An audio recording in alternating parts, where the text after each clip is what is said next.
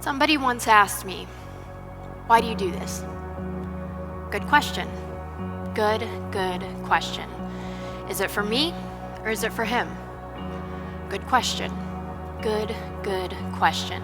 So I sat down and I thought about it. I fought with it and I wrestled with it and I came to the conclusion that I am nothing. I sat humbled at the fact that I am nothing. Even more humbled at the fact that he is something. So why do I speak such things? Good question. Good question. You see, there's something more than bowing down to culture, walking robotically through our routines while the Lord says, wait, I want to mold her. I want to mold him. I want to mold them. I want to tell you a story about a particular morning where the words "take me back" swam throughout my head. I considered them lightly, but like a fool, avoided them instead. 8 months later, I was on my knees crying, saying, take me back to when I knew you. My faith is so dead, far from anything new. And when I pray, I feel as if my four walls can't even hear me. When I turn on my lights, dark is still the only thing I see. Where did you go? Or rather, where did I go?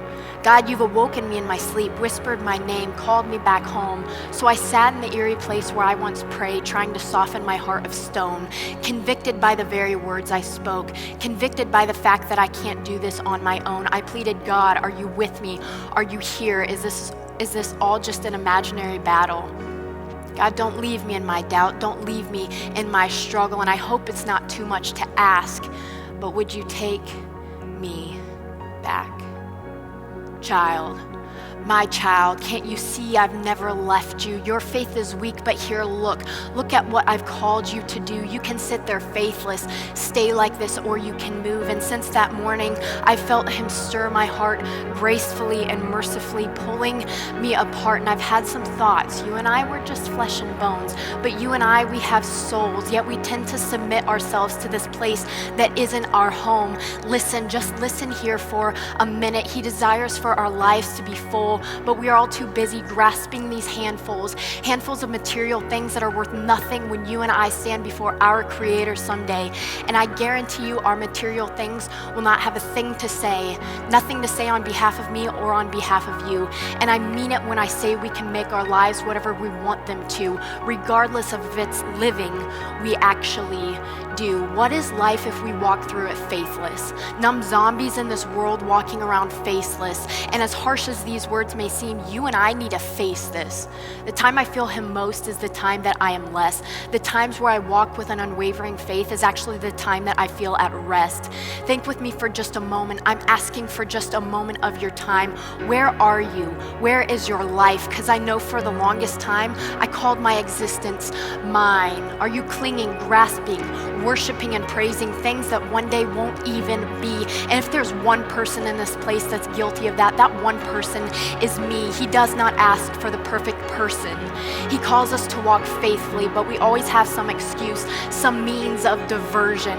Have you ever just felt weak? It seems as if you can't travel any farther from you. What do we say? What do we do? We need to focus on him, follow him daily, faithfully. And as boring as some people claim the word to be, we need to read it religiously. Why do I have to do this? Good question.